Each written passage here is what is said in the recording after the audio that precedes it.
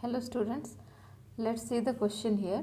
The question given is a certain charge Q is divided into two parts Q and Q dash. Later on, the charges are placed at a certain distance. If the force of attraction between the two charges is maximum, then four conditions are given here, four options. Which option is correct we have to see. So first let us see what is given in this question.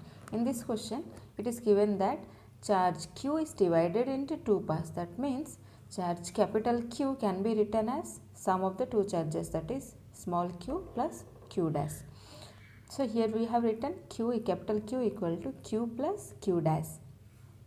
From this equation we can easily write Q dash equal to capital Q minus small q. Let this be our equation number 1. Here I have shown this charge is divided into two charges. So according to conservation of charge, total charge before and after it will be same. After that the charges are placed at certain distance, that is r. Okay, let's calculate the force. So here the force F is equal to K product of the two charges, that is Q dash, by separation between the two charges, that is r square. So condition for the force is the force of attraction between the two charges is maximum, the force to be maximum. So what we will have to do? So for the force to be maximum, its derivative must be 0. We will take the differentiation of the force. So force will be maximum when the differentiation will be 0. So here we will differentiate the quantity F. So d by dt of F K Q dash by r square equal to 0. Next step is K is a constant. Here r square is a constant because we have taken the derivative with respect to Q. So K by r square I have taken out. D by dq of Q dash equal to 0.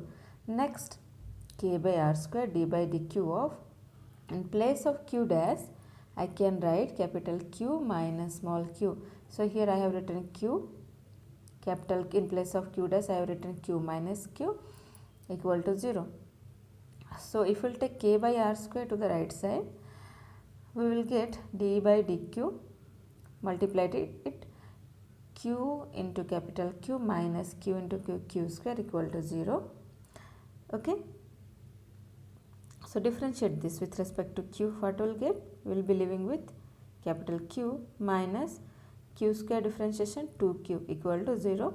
So we can write q equal to 2q here. Okay, remember this is q equal to 2q.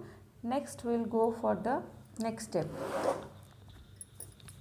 So now our equation 1, what is the equation 1?